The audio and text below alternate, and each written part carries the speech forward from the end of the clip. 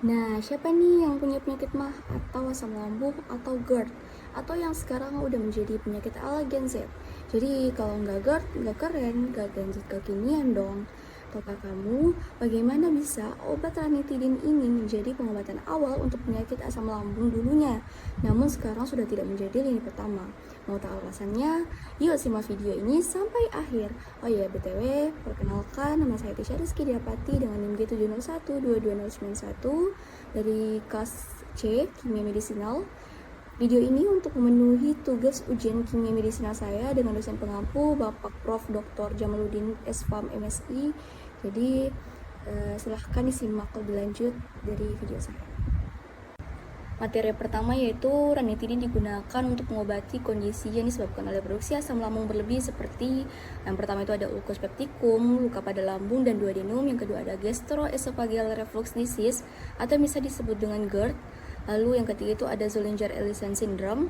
Lalu yang keempat itu ada MAH atau dispepsia non-ulceratif, di mana kondisi ini timbul ketika sel parietal di lambung menghasilkan asam HCl secara berlebihan sehingga menyebabkan nyeri, lalu terjadi iritasi mukosa lambung, bahkan terjadi perforasi. Materi selanjutnya mengenai profil obat ranitidin, di mana obat ini termasuk obat aktif bukan prodrug, lalu tersedia juga dalam bentuk ada tablet oral, sirup, dan injeksi intravena. Ini sering sekali dipakai di rumah sakit. Lalu ada juga bekerja langsung setelah absorpsi tanpa aktivasi enzimatik. Obat ini juga termasuk golongan antagonis reseptor histamin H2 yang digunakan sebagai terapi untuk gangguan lambung seperti tadi saya jelaskan, yaitu ulcus pepticum, GERD, dan kondisi hipersekresi asam lambung. Pernah juga menjadi terapi lini utama, namun ditarik dari peredaran di banyak negara karena risiko kontaminasi NDMA. Nah, NDMA ini apa?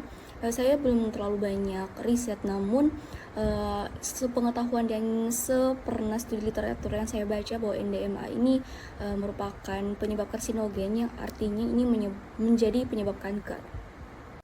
Lalu bagaimana sih mekanisme kerja ranitidin sehingga memberikan efek penurunan produksi asam lambung?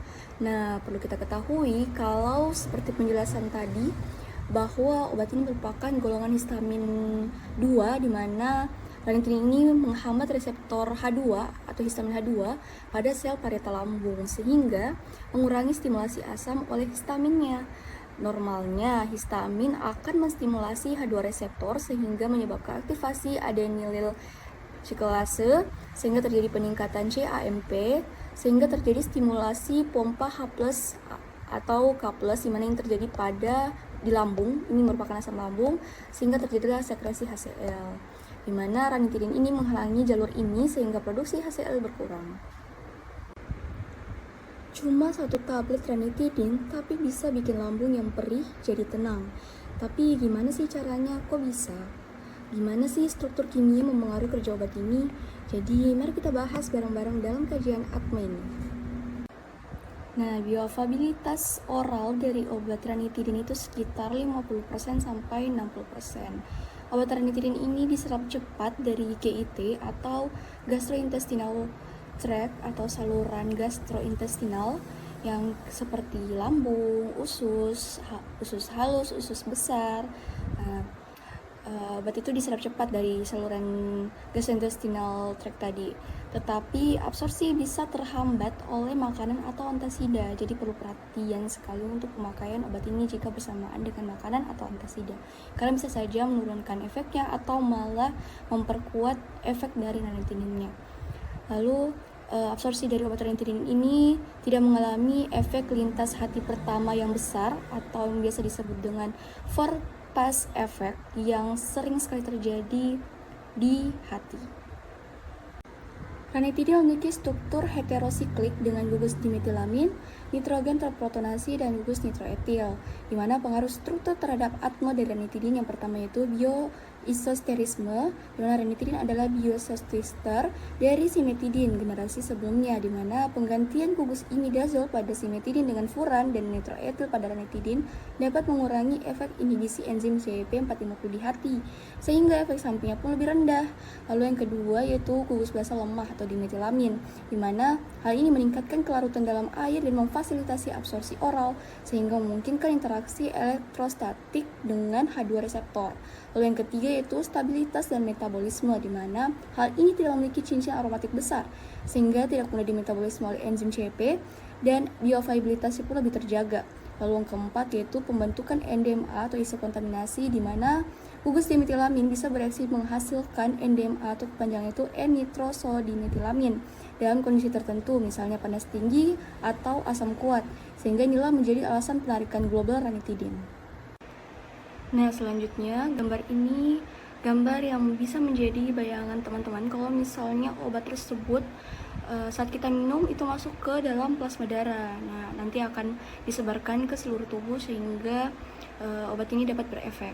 Yang pertama itu volume distribusi FD-nya itu kurang lebih 1,2 sampai 1,4 liter per kilogram, di mana ini artinya setelah ranitidin masuk ke dalam tubuh, obat ini menyebar ke jaringan tubuh dengan jumlah sekitar 1,2 sampai 1,4 liter untuk setiap kilogram berat badan.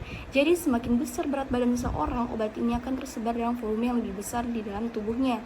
Angka ini juga menunjukkan bahwa ranitidin tidak hanya tinggal diam di dalam darah saja, tapi juga masuk ke dalam jaringan tubuh. Yang kedua yaitu ikatan protein plasma rendah sekitar 15%. Setelah ranitidin masuk ke dalam darah, hanya sekitar 15% dari obat yang menempel atau berikatan pada protein dalam darah. Sisanya sekitar 85% tetap bebas dan aktif untuk bekerja di tubuh. Obat yang berikatan dengan protein biasanya tidak aktif. Jadi ranitidin ini cukup banyak yang aktif dan siap bekerja. Terus yang ketiga, obat ini menembus sawar plasenta dan sedikit masuk ke dalam ASI. Artinya ranitidin ini bisa melewati penghalang plasenta, di mana obat ini bisa sampai ke janin saat ibu hamil mengonsumsinya. Nah, ini termasuk bahaya ini. Selain itu, ranitidin juga sedikit masuk ke dalam ASI atau susu ibu, jadi bisa sampai ke bayi yang disusui. Namun jumlahnya biasanya tentunya sedikit. Ranitidin mengalami metabolisme di hati dengan tingkat ringan. Sebagian besar obat ini tidak dimetabolisme oleh enzim CYP450, sehingga kebanyakan ranitidin tetap dalam bentuk utuh saat beredar di dalam darah. Metabolit utama yang terbentuk adalah N-oksida, desmetilranitidin, dan asam furanilglisin. Karena metabolisme yang ringan dan sedikit keterlibatan enzim CYP450, sehingga resiko interaksi obat pada ranitidin tergolong relatif lebih rendah. Namun, jika terjadi perubahan pada struktur kimia ranitidin seperti penambahan gugus lipofilik, perubahan gugus furan menjadi aromatik yang lebih stabil, atau substitusi pada gugus yang mudah dioksidasi. Hal tersebut dapat meningkatkan metabolisme di hati dan berpotensi meningkatkan resiko interaksi enzimatik dengan obat lain. Nah, selanjutnya kita masuk ke materi terakhir, yaitu ekskresi dari obat ranitidin, di mana obat ini terutama terjadi melalui ginjal dalam bentuk urin, sementara sebagian kecilnya dieliminasi lewat hati dan dikeluarkan bersamaan dengan empedu melalui feses. Waktu paroeliminasi obat ini berkisar sekitar 2,5 hingga 3 jam, sehingga dosisnya diberikan 2 kali sehari, bis indai atau BID, untuk menjaga konsentrasi obat dalam darah tetap efektif. Proses metabolisme yang mengubah struktur obat menjadi lebih hidrofilik dapat meningkatkan ekskresi melalui ginjal. Namun, hal ini juga berisiko menurunkan kemampuan obat untuk menembus jaringan target, seperti mukosa lambung, sehingga efektivitasnya di lokasi tersebut bisa saja berkurang. Oke, itu dia cerita seru soal ranitidin dan asam lambung yang hits banget di kalangan Gen Z.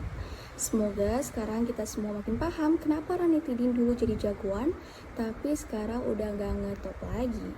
Yang dulunya top, sekarang udah tinggal beng-beng. Sebagai lini pertama, makasih banget sudah stay dari awal sampai akhir. Semoga tugas dan ujian kita semua lancar jaya. Jangan lupa jaga kesehatan lambung, jangan sampai kena mah lagi yang gak keren itu. Stay cool, stay healthy, dan sampai jumpa di tugas-tugas selanjutnya. Tapi insya Allah sudah tidak ada karena ini semester terakhir perkuliahan. Terima kasih banyak. Assalamualaikum warahmatullahi wabarakatuh.